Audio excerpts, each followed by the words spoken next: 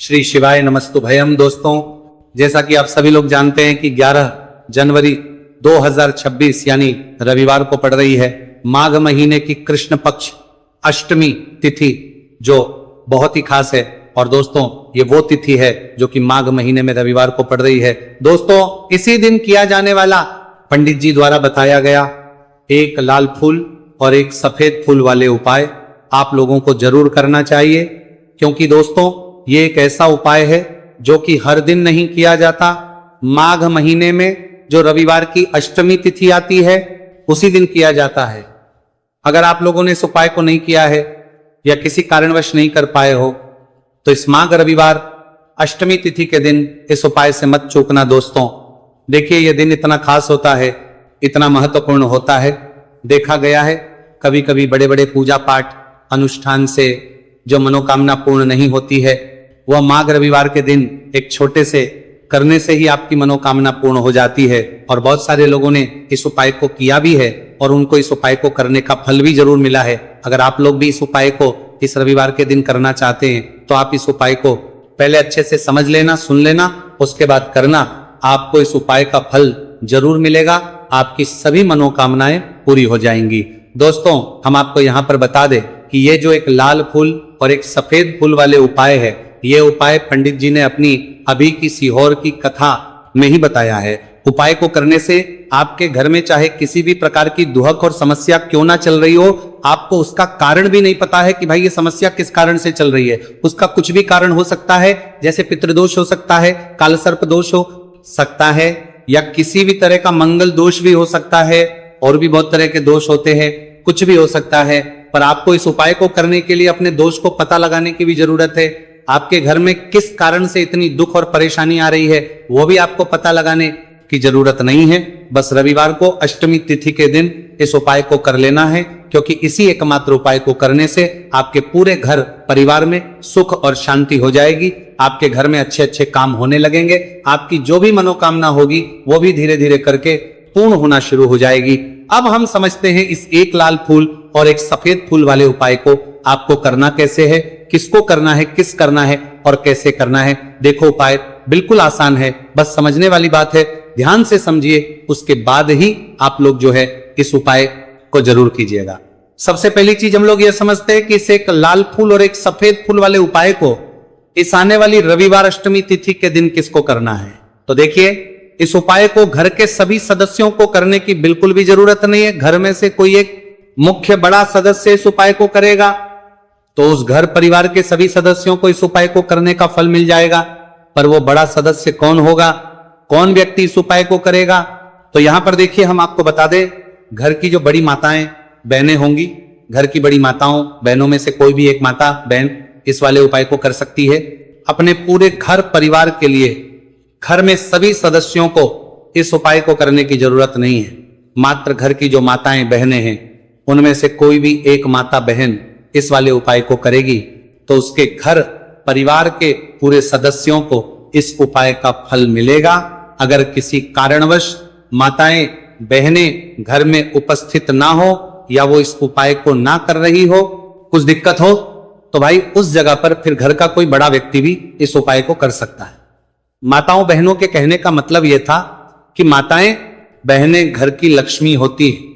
जब घर की लक्ष्मी कोई उपाय करती है तो निश्चित ही भगवान शिव जी जल्दी प्रसन्न होते हैं और उपाय का फल में बहुत जल्दी और बहुत बड़ा करके भी यहां पर देते हैं। तो आप लोग ये बात समझ गए होंगे। अब हम ये बात समझते हैं कि इस वाले उपाय को हमें करना किस समय है। एक लाल फूल और एक सफेद फूल वाले उपाय को हमें अष्टमी तिथि के दिन करना किस समय है। तो देखिए, इस उपाय को करने का जो समय है, सुबह का समय भी है और शाम का समय भी है। अब देखिए, यहां पर हम मुख्य रूप से सुबह का समय नहीं बोलेंगे, क्योंकि देखिए ये जो अष्टमी तिथि है, और आप सभी लोग जानते हैं रविवार अष्टमी तिथि के दिन का प्रदोष काल का मतलब शाम का जो समय होता है ना, इस दिन भगवान शिव जी का सबसे प्रिय दिन होता है। तो आप लोग इसे एक लाल फूल एक सफेद फूल वाले उपाय को सुबह के समय भी कर सकते हो और शाम के समय प्रदोष काल में भी कर सकते हो। सुबह के समय अगर कर रहे हो तो 10 या फिर 11 बजे तक भी अगर उपाय करोगे तो भी आपको उपाय का फल मिलेगा। वही अगर शाम के समय कर रहे हो तो इस दिन जरूर शाम के समय का ध्यान रखना कि शाम के 6 बजे से लेकर 7 बजे के बीच में अगर आप इस उपाय को कर सकते हो तो बिल्कुल कर लेना, पूरी कोशिश करना। पर अगर किसी कारणवश इस समय के बीच में ना कर पाओ तो रात 8 बजे तक भी अगर आप उपाय को करोगे तो आपको उपाय का फल जरूर मिलेगा। ये बात आपको समझ आ गई कि आप इस उपाय को सुबह और शाम दोनों समय कर सकते हो। मतलब करना दोनों समय, आपको एक ही समय है, घर में से किसी एक ही बड़े व्यक्ति को करना है, एक ही बार इस उपाय को करना है, दोनों समय नहीं करना है। आपको जो समय अच्छा लगे आप उस समय पर इस वाले उपाय को कर सकते हैं। तो चलिए जानते हैं इन विशेष उपायों के बारे में। लेकिन उससे पहले जो भी मेरे भाई मेरी प्यारी बहनें आज चैनल पर पहली बार आए हैं या मेरी आवाज आज पहली बार सुन रहे हैं, अगर आप भी महादेव के सच्चे भक्त हैं तो वीडियो को लाइक और चैनल को सब्सक्राइब जरूर कर लें और कमेंट बॉक्स में लिखें हर हर महादेव। देखो अब सबसे पहली बात आती है कि इस उपाय को हमें करना किस लिए है।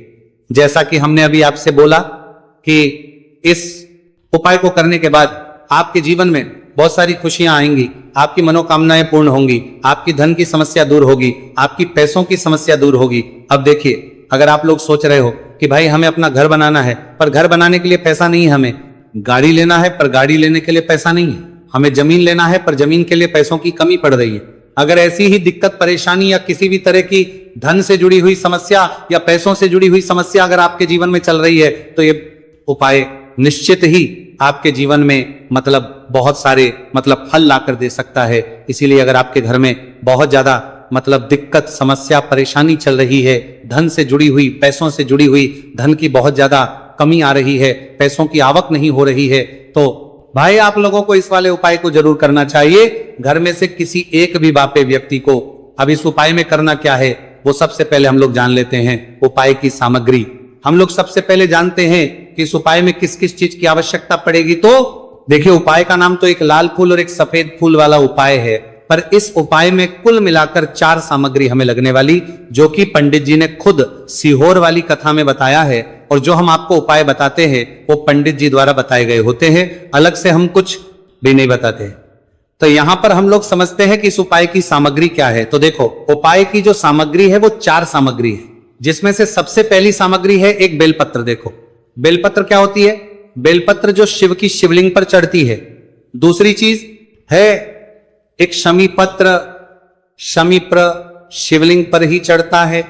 तीसरी चीज है दोस्तों एक लाल फूल, उपाय का नाम है, तो एक यहां पर आपको लाल फूल लेना है। अब ये लाल फूल कौन सा लेना है? देखो, शिवलिंग के ऊपर जो लाल फूल चढ़ता हो उनमें से कोई भी एक लाल फूल पसंद कर लेना और वो कहीं से तोड़कर या कहीं से खरीद कर लेकर आना और उस लाल फूल को उपाय में प्रयोग कर लेना। उसके बाद में एक सफेद फूल का विशेष रूप से ध्यान रखना, जो सफेद फूल शिवलिंग पर चढ़ता हो सिर्फ वही सफेद फूल लेकर आना, इसके अलावा कुछ मत लेकर आना, लेकिन केतकी का मत लेना। तो एक एक मात्रा में ही आपको ये चारों सामग्री चाहिए, एक बेलपत्र, एक शमी पत्र, एक लाल फूल और एक सफेद फूल। ये चारों सामग्री आप लोग तैयार करके रख लें। प्रदोष काल में या सुबह के समय जब भी आप इस उपाय को कर रहे हैं, जैसे ही आपके उपाय की सामग्री तैयार हो जाती है तो क्या हम सीधा उपाय को करने के लिए इन चारों सामग्री को उपाय करने के लिए जा सकते हैं? नहीं। तो यहां पर आपको इस बात का ध्यान रखना है कि हम भगवान शिव जी को प्रसन्न करने के लिए तो जा रहे हैं, हम अपनी मनोकामना को पूर्ण करवाने के लिए तो जा रहे हैं पर हमें यह दर्शाना बिल्कुल भी नहीं है कि हम सिर्फ अपने फायदे के लिए भगवान शिव जी के मंदिर में आए हैं। इसीलिए हम इस उपाय को करने के साथ साथ में भगवान शिव जी की पूजन अर्चना के लिए कुछ सामग्री भी जरूर लेकर जाएंगे। जैसे कि सुबह समय अगर आप उपाय को कर रहे हो, इसे एक लाल फूल और एक सफेद फूल वाले उपाय को, तो भाई सुबह के समय आपको एक लोटा जल लेकर जाना है। जो लोग प्रतिदिन शिव जी के मंदिर जाते हैं, पूजन अर्चना करते हैं, जल चढ़ाते हैं, फूल बेल पत्र सब कुछ चढ़ाते हैं, भाई वो अपनी पूजन अर्चना वैसी की वैसी ही करना। बाकी जो सिर्फ उपाय को करने के लिए जा रहा है, जो कुछ भी लेकर नहीं जा रहा है, उसे कम से कम एक लोटा जल अपने घर से भरकर लेकर जाना अगर आप उपाय को कर रहे हो, है ना। क्योंकि इस वाले उपाय को आप भगवान शिव जी की पूजन अर्चना करने के बाद ही करना। वहीं अगर बात करें शाम के समय की, अगर कोई व्यक्ति शाम के समय प्रदोष काल में इस वाले उपाय को कर रहा है तो भाई आपको मात्र एक घी का दीपक तैयार करना है। ये बात हम हमेशा बोलते हैं, शाम के समय प्रदोष काल में कोई कर रहे हो ना, तो दीपक का विशेष महत्व होता है। रविवार अष्टमी तिथि दिन का प्रदोष काल में जो भी व्यक्ति दीपक जलाता है ना भगवान शिव जी के मंदिर में, भाई उसके जीवन से सारी दुख और परेशानियां भी दूर होती है। तो भाई इस दिन दीपक का विशेष रूप से ध्यान रखना आप लोग। अगर आप इस उपाय को शाम के समय प्रदोष काल में कर रहे हो, है ना, ये जो दीपक आप लोगे ये आटे का लोगे। जो आटा आप गूंद दोगे उसके अंदर कुछ भी मत डालना, मात्र सादा आटा लगाकर उसे तैयार कर लेना और एक मीडियम साइज का दीपक तैयार कर लेना। दीपक ना ज्यादा छोटा हो ना ज्यादा बड़ा हो, है ना। उसके बाद में दीपक आपका तैयार हो जाए तो इसके अंदर जो बत्ती रखोगे वो गोल बत्ती रखोगे। देखो गोल बत्ती भी दो तरह की होगी, एक बाजार की और एक घर वाली। तो कोशिश करना अपने घर में जो रुई रखी हुई है उस रुई से आप लोग एक गोल बत्ती अपने ही हाथों से बनाओ। उपाय का फल अच्छा मिलता है। भगवान शिव जी जल्दी प्रसन्न होते हैं। जब हम किसी भी उपाय को अपने हाथों से परिश्रम करके तैयार करते हैं तो आपको उस दीपक के अंदर एक गोल बत्ती रख देनी है। इसके अंदर जो चीज आप लोग डालोगे वो डालोगे शुद्ध देसी गाय का घी। इस बात का विशेष रूप से ध्यान रखना, शुद्ध देसी गाय का घी ही डालना है, तेल वगैरह नहीं। आज के दिन तो मत डालना, रविवार अष्टमी तिथि के दिन, क्योंकि भगवान शिव जी का सबसे प्रिय दिन और प्रिय समय पर हम लोग इस वाले उपाय को कर रहे हैं। तो थोड़ा सा शुद्ध गाय का घी इतना डालना कि वो दीपक कुछ समय तक चल सके। ना बाजार वाला मिलावटी घी डालना, ना भैंस का घी डालना, शुद्ध देसी गाय का घी। आपको ढूंढने में थोड़ी मतलब मेहनत लगेगी और महंगा भी मिलेगा, पर गाय के घी से भगवान शिव जी प्रसन्न होते हैं और उसी शुद्ध देसी गाय के घी से घर में बरकत भी बनी रहती है और हमारे घर में सुख शांति भी बनी रहती है। इसलिए इस शुद्ध देसी गाय का घी अपने घर में हमेशा रखा करो। वो भगवान शिव जी के कार्यों में भी उपयोग में आता है और उपायों में भी हम लोग प्रयोग कर सकते हैं। तो यहाँ पर आपकी सारी तैयारियां हो चुकी है। उपाय को करते समय शुद्धता का विशेष रूप से ध्यान रखिएगा।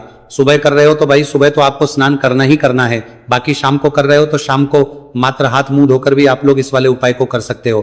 कोई दिक्कत वाली बात नहीं है भाई। उपाय की पूरी सामग्री तैयार कर और पूजन सामग्री लेकर आपको भगवान शिव जी के मंदिर पहुंचना है, जो आपके घर के पास में हो, जहां पर शिवलिंग विराजित हो, शिवालय हो, वहां पर आप लोगों को पहुंचना है। और जैसे ही आप भगवान शिव जी के मंदिर में पहुंचते हो वहां पर सबके साथ जाकर ही उपाय शुरू नहीं करना है। पहले आपको भगवान शिव जी की पूजन अर्चना करना है। पूजन अर्चना कैसे करोगे? सुबह के समय गए हो तो एक लोटा जल वगैरह जो भी पूजन सामग्री लेकर गए हो उससे पहले पूजन सामग्री आप लोग मतलब पूजन भगवान शिव जी की कर लो। जो व्यक्ति सिर्फ एक लोटा जल लेकर गए हैं वो शिव जी के शिवलिंग पर मात्र एक लोटा जल एक धारा से धीरे धीरे करके चढ़ा लो। अपनी पूजन अर्चना आप लोग जो है पूरी कर लो पहले। उसी के बाद अगर आप शाम के समय कर रहे हो तो पहले जाकर बैठना है भगवान शिव जी के शिवलिंग के पास में। आप जो दीपक तैयार करके लेकर आए हो उस दीपक को पहले जलाना है। ये जो दीपक आप लोग जलाओगे ना, ये किसी और की माचिस से मत जला, अपनी ही माचिस अपने ही घर से लेकर आना और इस दीपक को अपने ही माचिस से जलाना। अगर आपने मंदिर की माचिस या किसी और की माचिस ले ली, इस उपाय को करने में इस उपाय का फल उस व्यक्ति को भी बहुत मिल जाएगा। इस बात का ध्यान रखना। अपने घर से अपनी ही माचिस लेकर जाना और इस दीपक को जलाना। दीपक को जलाने के बाद भगवान शिव जी की शिवलिंग के पास में रख देना। शिवलिंग के इतना पास में मत रखना कि शिव जी को आंच लगे, थोड़ी सी दूरी बनाकर ही जो है इस दीपक को शिवलिंग के पास में आप लोग रख दीजिएगा। अब जैसे ही आपकी पूजन अर्चना हो जाती है, भगवान शिव जी के शिवलिंग के सामने या आसपास कहीं पर भी बैठ जाइए उपाय को करने के लिए। और उपाय को करने से पहले आप लोग अपनी वो चारों पूजन सामग्री निकाल लीजिए। उपाय की जो सामग्री है वो निकाल लीजिए और भगवान शिव जी के शिवलिंग के ऊपर एक माता अशोक सुंदरी जी का स्थान देख लीजिए। माता सुंदर जी का जो स्थान होता है वो जलाधारी के ऊपर होता है। जलाधारी के बिल्कुल बीचों बीच में होता है। आप लोगों ने देखा भी होगा शिवलिंग की जलाधारी होती है। जलाधारी के बिल्कुल बीचों बीच का जो स्थान होगा वो माता अशोक सुंदर जी का स्थान होगा, क्योंकि यहीं पर हमें ये जो है उपाय को करना है। सबसे पहली चीज अब हम उपाय को करना शुरू करते हैं। आप सबसे पहले अपनी एक बेलपत्र उठा लो। एक बेलपत्र को आपको माता अशोक सुंदरी जी वाले स्थान पर सबसे पहले समर्पित करना है। बेलपत्र की डंडी का मुख होगा जलाधारी की तरफ जहां से जल बहता है और नीचे गिरता है, और बीच वाली बड़ी पत्ती का मुख मतलब शिवलिंग की तरफ होगा। इस तरीके से आपको इस बेलपत्र को माता अशोक सुंदरी जी वाले स्थान पर समर्पित कर देना है। उसके बाद में अपनी एक शमी पत्र उठा लो जो आप उपाय के लिए लेकर आए हुए हो। शमी पत्र को उठाकर शमी पत्र की भी जो डंडी का भाग होगा वो जल की तरफ करके, जहां से जल बहता है नीचे गिरता है उस तरफ करके, और पत्ती वाला भाग शिवलिंग की तरफ करके इस शमी पत्र को भी उस बेल पत्र के ऊपर आपको समर्पित कर देना है। समर्पित करने के बाद अब आप ले लो अपना एक लाल फूल जो आप उपाय को करने के लिए लेकर आए हुए हो। इस लाल फूल का जो खिला हुआ भाग होगा, चाहे वो गुलाब का फूल हो, चाहे कोई सा फूल जो शिवलिंग पर चढ़ता हो, भाई उस फूल का जो खिला हुआ भाग होगा वो शिवलिंग की तरफ होगा। बाकी जो पीछे का भाग होगा फूल का, वो जलाधारी की तरफ, जहां से जल बहता है नीचे गिरता है उस तरफ होगा। और आखिरी में आपका जो एक सफेद फूल बचा हुआ है, इस सफेद फूल को भी आपको लेना है और सफेद फूल का जो खिला हुआ भाग होगा वो शिवलिंग की तरफ होगा, जहां पर शिवलिंग रखा हुआ है उस तरफ होगा, और डंडी का भाग जलाधारी के पीछे की तरफ हो जाएगा। मतलब जो जहां से जल बहता है और नीचे गिरता है, जब आप एक बेलपत्र, एक शमी पत्र और एक लाल फूल, एक सफेद फूल चढ़ा रहे हो, तो उस समय आप लोगों को कांता भगवान या कांता चक्र का नाम लेते हुए ही जो है इस उपाय को करना है, और भगवान शिवजी और नारायण जी का स्मरण करते हुए ही इस उपाय को आपको करना है। तो जब भी आप एक बेलपत्र, एक शमी पत्र